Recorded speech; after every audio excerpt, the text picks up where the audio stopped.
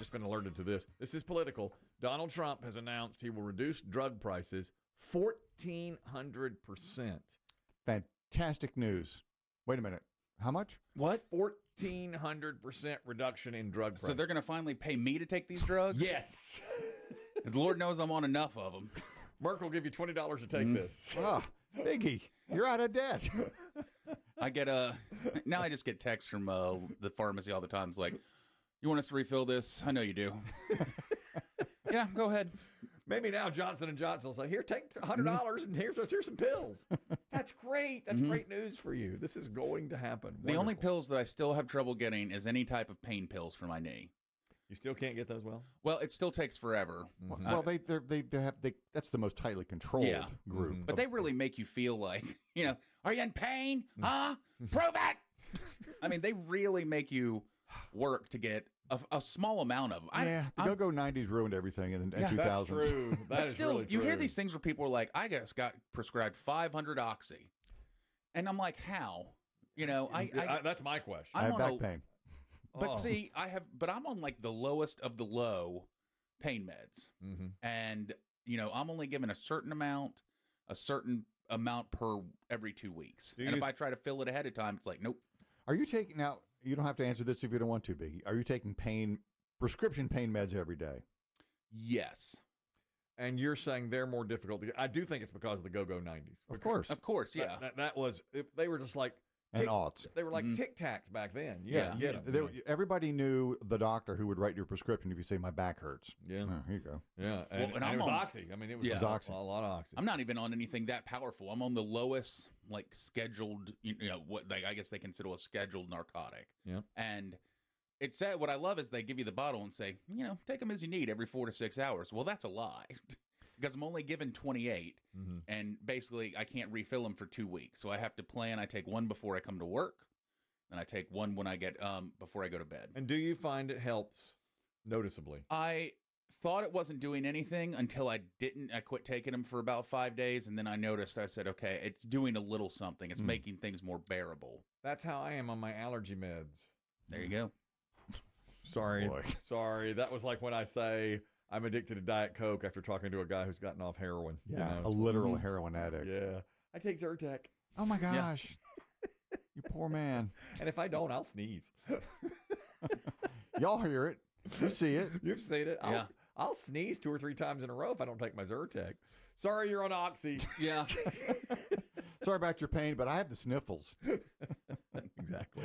My eyes water occasionally. Oh, man. Well, that's why sometimes I don't take it now unless I really think I need one, and because I'm trying not to take them on weekends, because I'm like, I don't want to use them because anytime I need them, it becomes another problem. Yeah, he's not going out dancing. Yeah, that's right. You sit at home and try to just ice and rest your knee on. I can drag my leg around on a weekend in pain. I'm proud of you for doing it. I'm still doing my eye drops. I'm 7 drops a day, and my eye still as red as the devil's dick. I look at myself in the mirror and I think, hideous. I mean, I always think that, but they're hideously red. I don't see it. I was going to say, I don't notice it. You don't see it? I mean, a little if I look at it. Here, look at me right now. Okay, he's right. I try never to make eye contact with anyone. Exactly. That's my thing. I always look down. Look away. Now that you mentioned it. That's red as the devil's dick, he says. And he's right. He's right. Even the devil chuckled at that. He's right. All right. They might remember that joke down the line. Yeah, that's a good one. I don't know. We're the Ian Baker Finch of radio. When we go, that'll be it. Update, Furburger has accepted my apology. So good. Furburger says all is well. I'm allowed to play in his circle when he comes You're back on the good side. When he comes back to town. Exactly. Here's now retail roundup. There's a guy in Vermont who is going from town to town refurbishing payphones. He will go. Okay. He's getting a lot of accolades for this. From whom? Well, his name is Patrick Schlott. He's an engineer. And he will go get a payphone that is dilapidated and on a street corner somewhere that they're When do you see him? Yeah. He says that they have gotten rid of almost all of them, but he goes to, I don't even know where he gets them. And we don't live in a big city, but there's not a single one here. Not anymore. There's not one one payphone anymore. You think there's one at the courthouse still? I don't know. Couldn't tell you. I don't know. I miss them. I miss a Oh, good. stop. I miss it. That's just your fear of death Yeah. manifesting itself in the ways of your youth gone. No one misses payphones. I mean, frankly, No one. the one thing that we've done right as human beings is the cell phone. It has made things way more convenient. Yeah, but it comes along with a lot of issues. Well, there's baggage. I'm talking about just as far as The phone phone. itself. Having a phone available to you all the time, we've done right. I'm not talking now we've gone into App City and everything else. But don't you remember the guy? You know, when you'd go in there and put your finger in the slot, See if somebody left a see quarter if you can get Yeah. a quarter or a dime. get you a drink. You know, that's. I remember when payphones cost 10 a cents. dime. You know that there's songs that have. Yeah, you know, it was always a quarter for me. Mm-hmm. Yeah, the songs changed. yeah, they went from a dime to a quarter. Mm-hmm. It's like when you. Now, of course, I was of the AIDS generation, so there was a rumor. Oh, yeah, you get AIDS putting your finger in the slot. If you stick your finger in the slot, there's a needle. Congratulations. Somebody's planted a needle in there and poke. You got AIDS needled. You know that story, Biggie? No. You never heard that? When I was a youth, when payphones were When they were banks everywhere. of them. Yeah. And listen, when I went to the Coliseum once to the first round of the NCAA tournament, and there was a bank of payphones, like 20 payphones, and I thought, I'm in the big city. It's big city. I have I arrived. finally arrived. Mama, I made it. I'm from Ashburn, North Carolina. Tonight, we phone like kings. Just you've never seen so many phones in a row. I couldn't believe it's like, this is big city. Yeah. This is big time now. I was scared of it. Did the late Greg Gumbel warn you? No, don't stick your finger in that. Huh? Yeah, because the rumor was when I was a teenager, because you'd stick your finger into every payphone you came to, hoping somebody left a quarter in there and you could buy a Coca-Cola out of the machine that was right next to it, you know. But no, if you stuck your finger in the payphone slot where the change came out, ne'er-do-wells with AIDS would take their own blood and put their syringe in there, and you'd be stuck with AIDS needle, and suddenly you'd have AIDS. And there may be a note then below the needle where if you looked in there, it'd say, congratulations, you've got AIDS. Welcome. I mean, that was a really, really bad time. Yeah. I don't know that anybody ever got AIDS from a I payphone. don't believe anyone ever contracted it. Not from a payphone. I don't think Not so. from a needle in a phone. But this guy lives in Vermont. His name is Patrick Schlott. He is an engineer, and he gets any payphone he can get his hands on because Vermont has really spotty cell phone connections. So what he does is he refurbishes the payphone. He puts in, he has a device that makes them get Wi-Fi. I don't know, it's like a hotspot it becomes. So the calls are free. And then he donates them to libraries, schools that have spotty cell phone. Who owns these machines that he's... He owns them. He buys them. Okay. And he donates them. And it's out of his own pocket. So the cell phone, or rather the payphone call is free. And there's one particular library where there is no cell phone reception, and it gets used more than any other. And he says it gets about 200 calls a month on it. The kids call their parents and say, okay, come pick me up. Which is really interesting. This is How do the kids have to know their number? they have to know their number. They have to remember a phone number. They've written down their parents' cell phone numbers, or I guess maybe a landline at home, and they call them to come pick them up. And that one still gets used 200 times per month. Chad, you're talking about payphones. Go ahead. Yeah, the last payphone I remember using was around 2008, and it was on the Amtrak from Kannapolis to Raleigh, and there was a chemical spill, so I had to call my ride and tell them to be there later. And I walked in there and closed the door, and somebody had farted in there. That's another downside to the payphone. Yeah, they used to have phone booths with closing doors. Yeah, so my dad you'd have privacy. My dad would be like, "Where's the phone booth?" Remember in the movie Rain Man, Tom Cruise and Dustin Hoffman are in there together, and Dustin Hoffman passes gas. So they're in the phone booth. Isn't there a moment in one of the Superman movies, and I can't remember which one, Biggie might know, but in the old comic book, Superman would change from Clark Kent into Superman in a phone booth. In the phone booth. And I think he looks at one of the Superman looks at a modern phone booth that doesn't have, it's an enclosure, and he goes, well, that's not going to work. I can't do it. Then he rushes into a stairwell or something. I can't remember where he changed. Now, what's he doing in the new one? movie? Unless he goes to Vermont, he doesn't have any chance. Don't know how he changes in the new movie.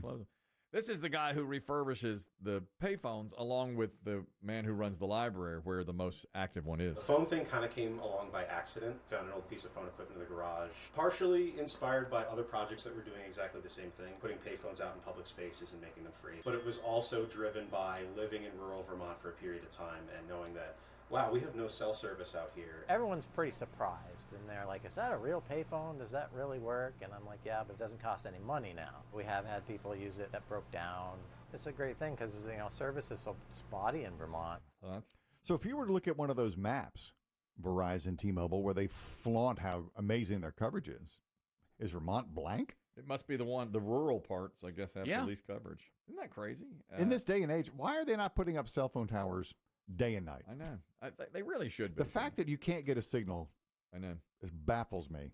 Yes, it's a first world problem. Yeah. I know. You know but how it's not new. The technology isn't new. My wife is so into true crime, as you know, and I just watched a really good one. Now she was watching it, and you got sucked in. I got sucked in. This is probably 10 or 15 years ago. A woman was abducted while she was hiking, like near the Appalachian Trail. In fact, she may have been on the Appalachian Trail, and she was just abducted by a crazy person, and it was an awful story. But the aftermath of it is they've started putting way more cell phone towers, even in rural areas like that, because they can ping. That's where people are. They can ping where you are, and people are out there. Exactly. By the way, this guy, there are each phone that he's put up, and he's done like quite a few, costs $10 a month in administration fees, and he pays that. Nobody ever has to pay a dime. He's like, I'm paying it forward. I have enough money that I can pay this. And if you dial 0 for the operator, it goes to his cell phone. This is getting weirder. It kind of is. So he'll help you out. He's like, operator. And yeah, what time is the next showing of Superman? Yeah, this is getting a little odd now. Hang on. I can provide that information if you provide your bus size. Rosebud, you're talking about cell phone and cell phone service. Go ahead. Well, yes, sir. Cell phone companies, from what I understand, are not incentivized to put up new towers because they enabled Wi-Fi calling. So I live in an area that has bad cell service, but I have great cell service at my house because my phone connects to my household Wi-Fi. So if a cell phone company doesn't have to put up a tower and I can still make phone calls from my home, where's the incentive for them to make their blanket of coverage better? Well, I guess, but they brag about their blanket of coverage. T-Mobile now says they have the best over all the others. Verizon. Isn't that? Well, they used to. That's not the focus of their ads now. It's like, we'll give you a free phone. Yeah, they do that. Yeah, everything's free phones now. But when you need your phone, I don't need my phone at my house most of the time. I need it when I'm traveling. Right. Yeah, that's right. When you're out on the road. When you're traveling and you can't get a signal, it's maddening. I mean, I have no problem making phone calls at my house. Right. Like Rosebud. But you rarely do it, really. Yeah. Mostly it's text now. Thank you, Rosebud. Appreciate it. I'm so dense, I didn't realize for a long time. You were the one that told me they were disguising those cell phone towers as giant trees. I didn't know that. That's a sad chapter. I'm embarrassed by for that. you. Yes, it's embarrassing. One day I said, Did you see that new pine tree behind our house? Your old house. Yeah. It's like, there's an enormous pine tree. It's twice as high as everything else. And it never sheds leaves or needles. And Chris was like, that's a cell phone tower, man. Bro. That is being made to look like. I couldn't believe it. I was shocked they were doing that. Coleslaw, you're talking about the cell towers in Vermont specifically, where the guy's doing the pay phones. Go ahead. Oh, yeah, man. How y'all doing? P1 from day one. Great. Hey, look, man. I lived in rural Vermont for 7 years in Mount Holly, Vermont, Belmont, Vermont, right on the backside of Okemo Mountain, in between Okemo and Stratford Mountain, up there. And the reason why they don't have I didn't have no cell phone, so I had to drive 32 miles before I could use my cell phone, and I had to have a landline phone, and that was 2009 to 2015 when I lived up there, and the people would not, man, they petitioned not to get them because of the scenic view. The right. view. Yeah, because you see mountains that are beautiful mountains, but then they're covered in towers. The Vermont is Yeah, it's mountainous. It's important to them. It's a mountainous state. That's why the coverage is spotty, I'm sure. Interesting coleslaw. Okay. Yeah. Well, that's why the guy has got a business. Well, he's not in a business. So do you think in Utah and Colorado they have places where you just can't get cell service? I do. I'm sure. Yeah. I mean, think so. I bet if you looked at a map, you'd still be surprised how much Montana. black area as far as no services, blacked out areas. What percentage of the country do you think you can't use your cell phone? Well, if you notice, they never say country; they always say population now. So they'll say we have more, 99 million people covered. Mm-hmm. That kind. So I think that's why. Because I bet if you just looked at a map, some of your South Dakota, North Dakota, Montana still wouldn't be there. And clearly Vermont, because that's where he's. Wow. Yeah. If you go west of the Rockies, a lot of blank spaces. Yeah. Not many people, but you couldn't use a cell phone there. But if you catch that little caveat in cell phone commercials, they'll say population. Well, then maybe people in Montana and Colorado should do what this man's doing and start refurbishing payphones so that somebody has a chance to use them. This guy's doing it for weird reasons. I think he likes his phone to ring when somebody calls you. Yeah, I think he's trying to meet women.